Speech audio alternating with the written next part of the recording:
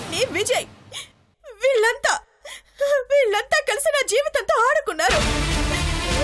భర్త పోతే భార్య మానసిక వేదన ఎలా ఉంటుందో మీకు తెలుసు. నా గుండెల్లో బాధని కన్నీళ్లతో తీర్చుకున్నాను. కానీ విజయ్ని నేను ఒక్క క్షణం కూడా మర్చిపోలేదు బాబాయ్. అతని ప్రతి జ్ఞాపకాన్ని శ్వాసగా మార్చుకుని బ్రతికాను. తను లేడన్న నిజాన్ని నా మనసు అంగీకరించక నేను పడిన మానసిక సంఘర్షణ వీళ్ళకెవరికి అర్థం కాదు బాబాయ్.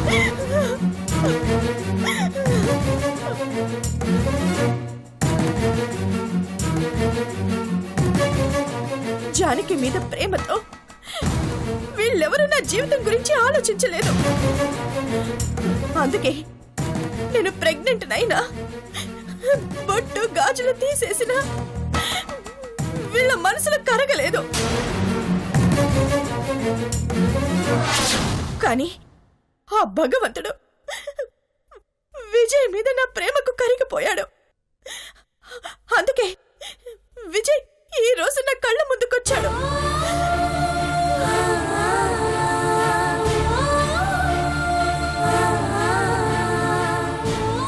విజయ్ లేడన్న నిజాన్ని నేను తట్టుకోలేక ఏ అఘాయిత్యమో చేసుకొనుంటే వీళ్ళంతా 2 ప్రాణాలు తీసిన హంతకులై ఉండేవాళ్ళు.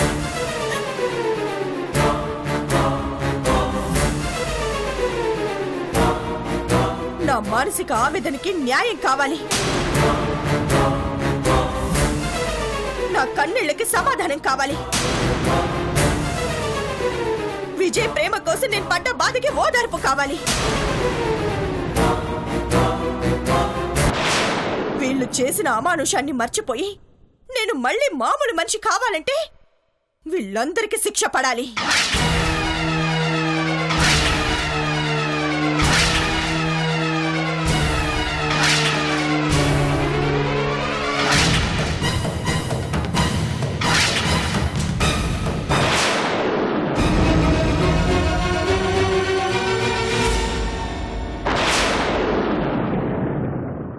బ్రతుకున్న భార్యను చనిపోయిందని మోసం చేసి నమ్మించిన ఈ భర్తకి ఏ శిక్ష వెయ్యాలి?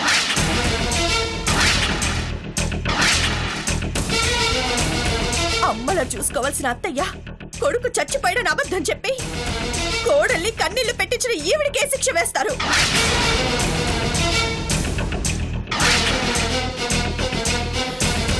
పిన్నంటే తల్లితో సమానం. ఈ కూతురు భర్త పోయాడని నమ్మి విధవరాలిగా ఇంట్లో తిరుగుతున్నా నిజం తెలిసినా చెప్పకుండా దాచిన ఈవిడికి ఏ శిక్ష వేస్తారు?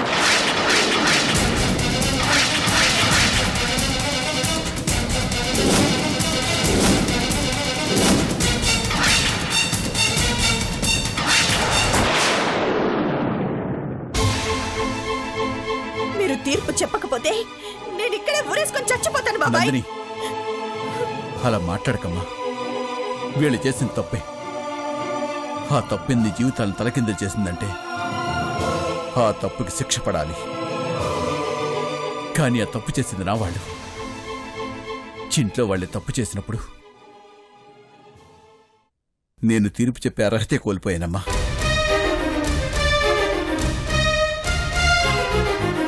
నాకు చాలా బాధగా ఉందమ్మా. ఈ పరిస్థితి ఆడపిల్లకి రాకూడదు.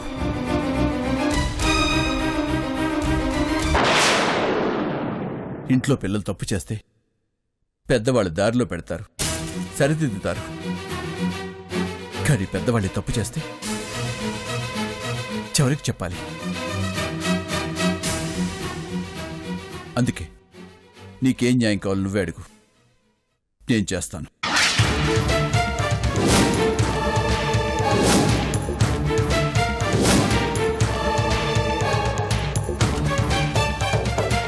అడిగిన తర్వాత వెనక్కి వెళ్ళరు కదా బాబాయ్.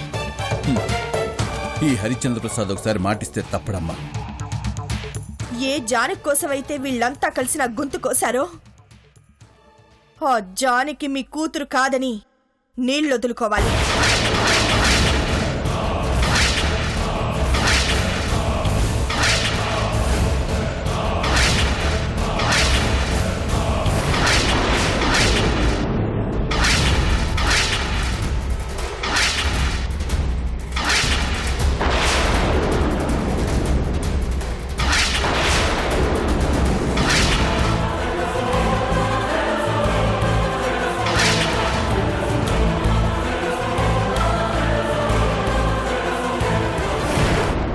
క్షణం నుంచి జానకి మీ కూతురు కాదు, ఈ నందినే మీ కూతురు.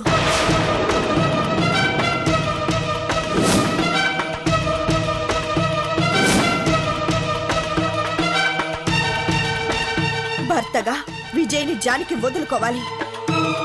విజయ్ మీద జానకి ఎలాంటి సంబంధం ఉండకూడదు.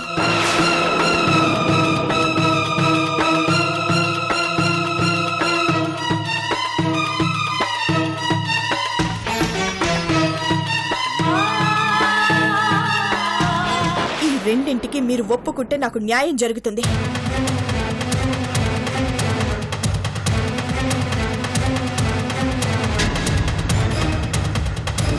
మీరు నన్ను దూరం పెట్టనని మాట ఇవ్వండి.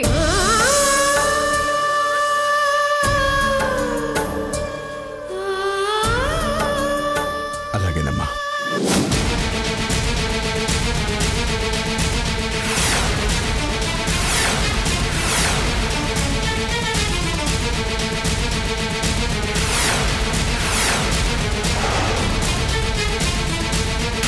చెప్పండి బాబాయ్, ఒప్పుకుంటున్నారా?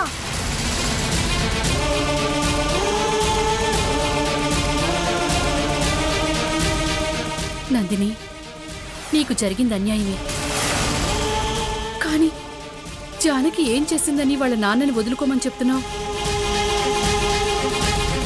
అబద్ధం చెప్పింది మేము, శవాల నాటకం ఆడింది మేము. ఇందులో జానకి తప్పేమీ లేదు. నా వెనక ఇంత జరిగిందని నిజంగా నాకు తెలియదు నందిని. ఆ రోజు నీ మాట ప్రకారం విజయ్ని నీకిచ్చాను. చివరికి నా తాళిని కూడా తీసేసి చచ్చిపోవాలనుకున్నాను. అలాంటిది నా జీవితం మీద ఆశ కల్పించి బతకాలన్న కాంక్షను నా మనసులో పెంచారు. ఈరోజు ఆనందంగా మా నాన్న దగ్గరికి ఎంతో ఆశగా వస్తే ఇలా జరిగిందేంటి?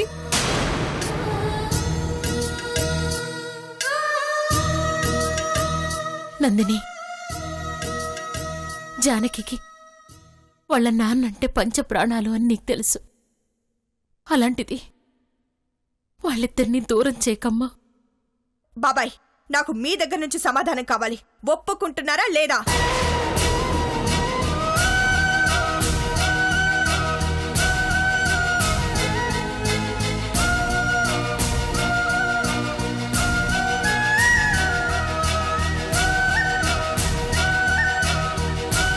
బాబాయ్, నేను చెప్పినట్టు ఒప్పుకోకపోతే పోలీస్ స్టేషన్కి వెళ్తాను. ఈ శవాల నాటకంతో సహా అన్నీ చెప్పి కేసు పెడతాను. అంత దూరం అవసరం లేదమ్మా. నువ్వు చెప్పినట్టుగా ఒప్పుకుంటున్నాను.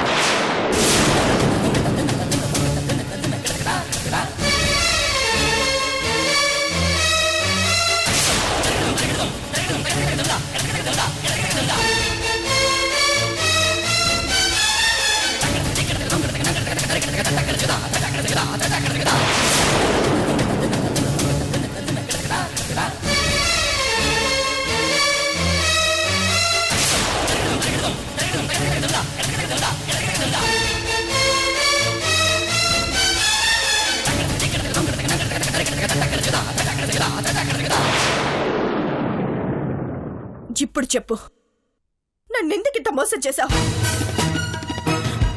నువ్వు చేసిన మోసానికి పొట్టు గాజులు తీసేసి మోడుగా బ్రతికాను. దీనంతటికి కారణం నువ్వే.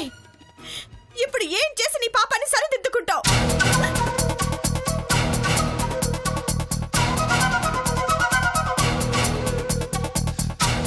విజయ్, నందిని నుదుట కుంకం పెట్టు. చేసిన తప్పు సరిదిద్దుకో.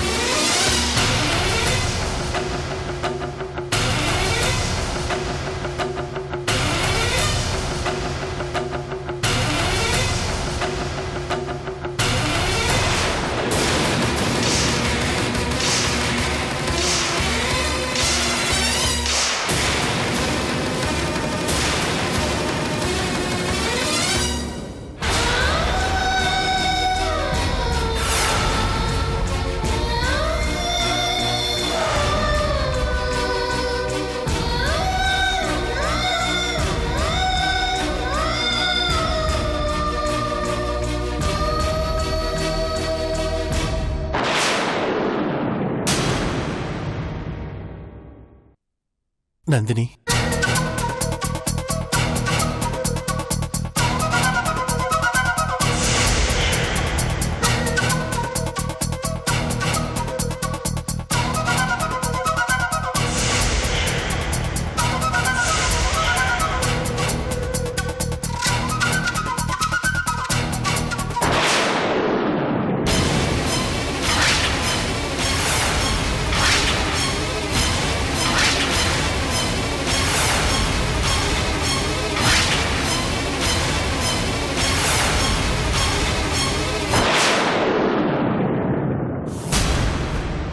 నువ్వు బ్రతికొస్తే నీ చేత బొట్టు పెట్టించుకొని తాళిబొట్టు కళ్ళకద్దుకొని నీ కాళ్ళకి మొక్కి నా మొగుడొచ్చాడు చూడండి అని మురిసిపోతాననుకుంటున్నావా?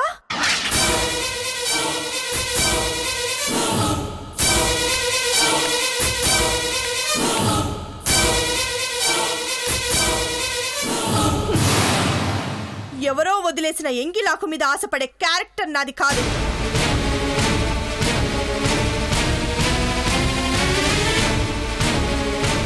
ఈ ప్రపంచంలో ఏ మొగుడు ఏ భార్యకి చేయకూడని మోసం చేశాం. నేను పడ్డ బాధ నాకు తప్ప ఇంకెవ్వరికి తెలీదు. చెప్పినా ఇంకొకరికి అర్థం కాదు. ఇప్పుడు నువ్వొస్తే ఆ బాధ పోతుందా? అంతా మర్చిపోతానా?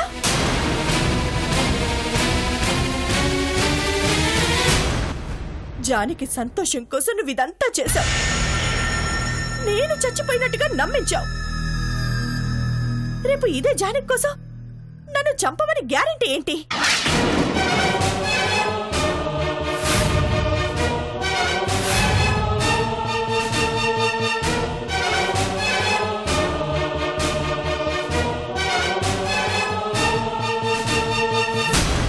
బ్రతికుండగానే నన్ను చంపి జానకితో సంసారం చేసినప్పుడే నువ్వు భర్తగా చచ్చిపోయావు. బ్రతికున్న శవానివి నువ్వు. అటు జానకి వైపు కన్నెత్తి చూడకుండా ఇటు నా వైపు చూడకుండా జీవితాంతం నువ్వు కుళ్ళి కుళ్ళి ఏడవాలి.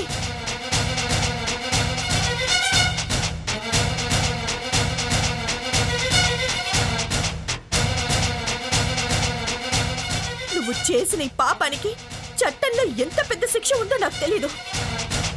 తాళిని ఆలిని ఎగతాళి చేసి ఆడుకున్న నీలాంటి వాడికి నందిని వేసే శిక్ష ఏంటో తెలుసా? నేనిలాగే జీవితాంతం భర్త చచ్చిపోయిన భార్యగా ఉంటాను.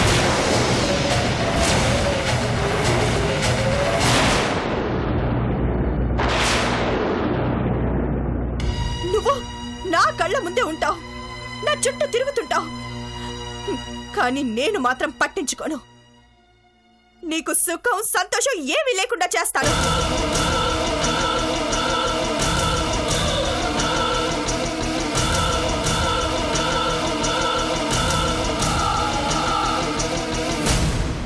నీ ఫోటోకి దండ వేస్తాను, బొట్టు పెడతాను, సంవత్సరికాలు కూడా చేస్తూ ఉంటాను. అది చూసి నువ్వు కుళ్ళి కుళ్ళి ఏడవాలి. నీ ఏడుపు వచ్చేసి మీ అమ్మ ఏడవాలి. మీరిద్దరూ నా కళ్ళ ముందు జీవితాంతం ఏడుస్తూ ఉండాలి.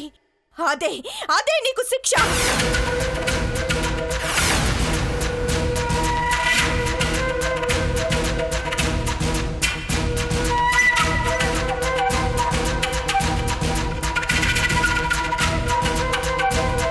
నందిని, నేను చేసిన తప్పుకి ఏ శిక్ష భరించడానికైనా నేను సిద్ధమే. కానీ నేను చెప్పేది ఒక్కసారి విను.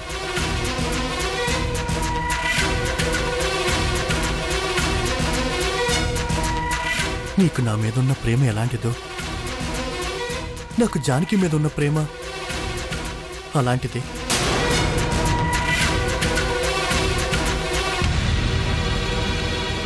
నా గతం తెలియక నీ మెళ్ళో తాళి కట్టాను. తెలిసే లోపే నువ్వు నా జీవితంలోకి వచ్చావు. ప్రేమలో స్వార్థం ఉంటుంది అంటారు. అందుకే నా మీద ప్రేమతో నేను నీకు దక్కాలని నువ్వు ఎన్ని తప్పులు చేసినా ఆ తప్పుల్లో నీకు ప్రేమే కనిపించింది. దానికోసం నువ్వేం చేసినా కరెక్టే అనిపించేది.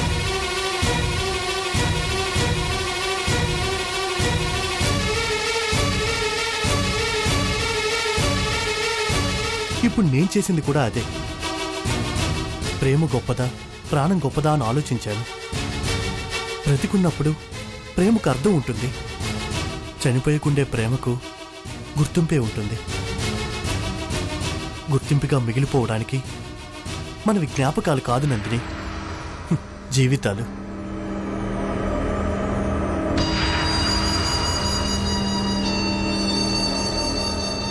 అందుకే ఆ జీవితాన్ని కాపాడడానికి నాకు తప్పు చేయడం తప్పు అనిపించలేదు. నేను చేసింది కరెక్ట్ అనడం లేదు. అలా అని మనం కలిసి ఉండడం కోసం ఒక ప్రాణం పోవడం కూడా కరెక్ట్ అనిపించలేదు.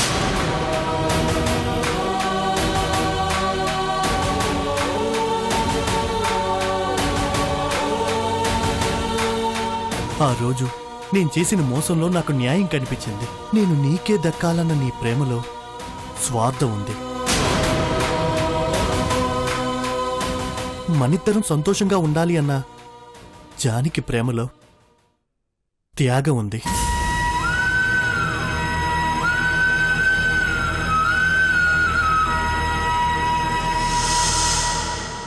కానీ మనం కలిసి ఉండడం కోసం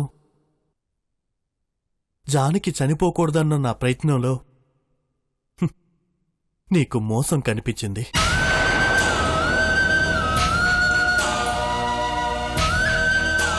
ఆ రోజు నాకు న్యాయం అనిపించిన మోసం ఈ రోజు ఇంతమందిని దోషులుగా నిలబెడుతుందని ఆలోచించలేకపోయాను. ఇప్పుడు నేనేం చెప్పినా అది నీకు తప్పుగానే అర్థమవుతుంది. అలా అని ఇప్పటికీ చెప్పకపోతే ఎప్పటికీ తప్పుగానే మిగిలిపోతుంది. ఇదంతా నిన్ను కన్విన్స్ చేయాలని చెప్పడం లేదు నందిని, అర్థం చేసుకుంటావని చెప్తున్నాను. ఇలాంటి సూక్తులు ఓదార్పులు విని విని కళ్ళున్న చూళ్ళని గుడ్డి దాన్నైపోయాను. ఇంకా ఇంకా నమ్మించాలని చూడొద్దు.